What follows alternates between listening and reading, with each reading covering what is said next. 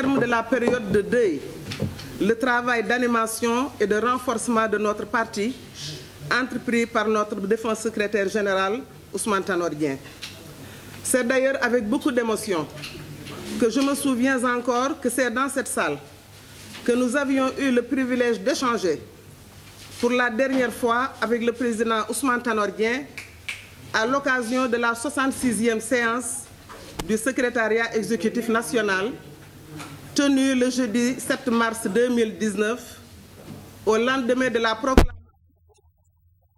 présidentielle 2019. Comme vous vous en souvenez, nous nous sommes ensuite retrouvés ici à sa demande, très insistante d'ailleurs du reste, en séance du SEN le samedi 11 mai pour la première fois en son absence. À cette occasion, nous avions tous prié pour son prompt rétablissement et son retour parmi nous, mais Dieu en a décidé autrement. La poursuite du travail politique revêt donc pour nous une double signification. Il s'agit, après avoir accepté la volonté divine, d'honorer la mémoire de notre défunt secrétaire général en assumant pleinement l'héritage qu'il nous a légué. Comme vous pouvez le constater, le destin nous ayant mis en situation. C'est donc en ma qualité de premier secrétaire général adjoint que je prends solennellement l'engagement résolu de continuer l'œuvre politique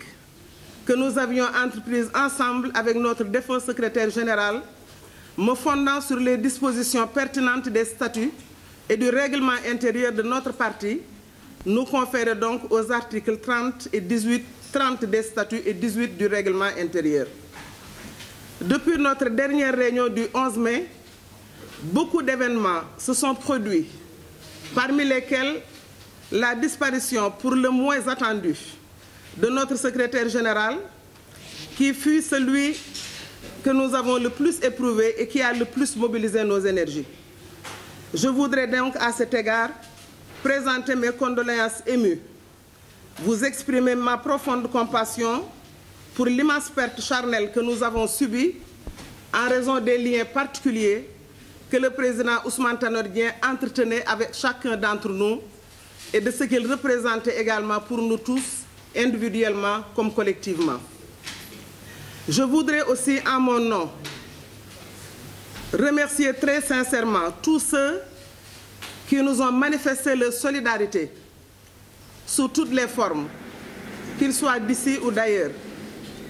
Je voudrais plus particulièrement décerner une mention spéciale au chef de l'État, le président Macky Sall, qui, à travers les actes forts qu'il a posés, a bien honoré la mémoire de son illustre et fidèle compagnon, ainsi qu'à son homologue malien, je veux citer le président Ibrahima Boubacar Keïta. Voilà, mes chers camarades, ce qui fait la singularité de notre séance d'aujourd'hui, qui se tient également dans un contexte politique bien particulier, sur lequel nous aurons l'opportunité de revenir tout à l'heure, qu'il s'agisse de l'évolution du processus de la vente des cartes et de renouvellement de nos instances, des activités du secrétariat exécutif de Benno Bokk Yakaar, des avancées notées dans le cadre du dialogue national, des récentes mesures également de décrispation politique prises par le chef de l'État, le président Macky Sall, de l'inauguration de la grande mosquée Massalikul Jinan de Dakar, de la rentrée des classes, de la situation en milieu rural, des travaux parlementaires, de la rencontre du chef de l'État avec les élus locaux prévus demain à Diamniadio et du prochain Magal annuel de Touba. Voilà donc, chers camarades, ce que je voulais dire en manière d'introduction et je déclare ouverts les travaux de la 68e séance du secrétariat exécutif national en vous proposant l'ordre du jour suivant.